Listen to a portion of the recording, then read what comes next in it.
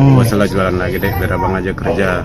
Nah, terus udah dibacanya chattingan itu, terus dibilang dia biar aja mati kalian semua, itu aja. Kronologi dan motif pembunuhan wanita yang mayatnya dibuang ke dalam sumur di Deli Serdang, cemburu dengan bos korban. Freddy Erikson Sagala, 35, mengaku membunuh pacarnya, Santi Matanari, 33, karena terbakar api cemburu.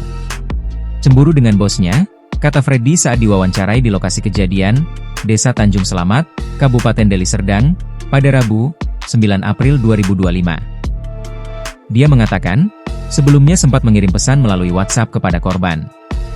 Dia meminta agar korban tidak lagi bekerja di toko sepatu. Bang, kenapa bang bunuh dia bang? Karena cemburu. Cemburunya kayak mana bang? Ada kawan kerjanya atau apa? Aku bilang gak usah kerja lagi bang. Hah?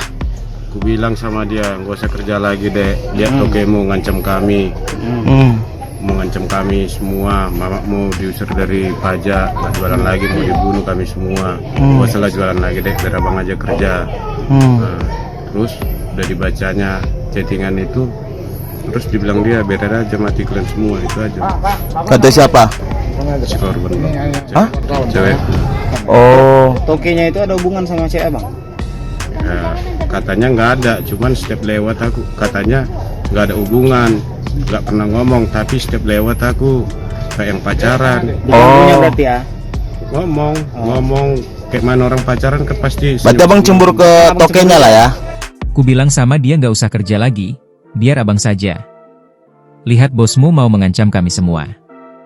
Mamamu mau diusir dari pajak. Mau dibunuh kami semua, ujar Freddy.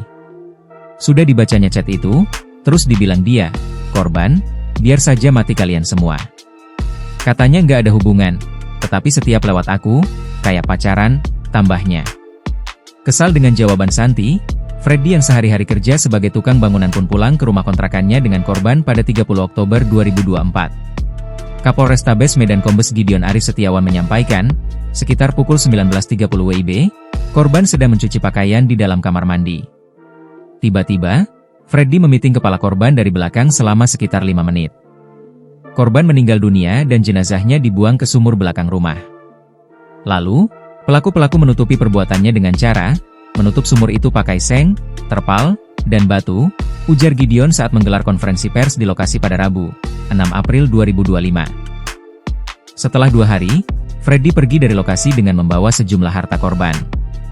Di antaranya, sepeda motor, uang, dompet, dan lainnya. Freddy sempat menjual sepeda motor korban seharga 2 juta rupiah lalu pergi ke Bali G. Adapun mayat korban ditemukan oleh warga yang baru menyewa rumah itu pada 31 Desember 2024. Saat penemuan mayat, kondisinya sudah cukup hancur sehingga satu-satunya cara mengidentifikasi korban dari pemeriksaan DNA, ungkap Gideon.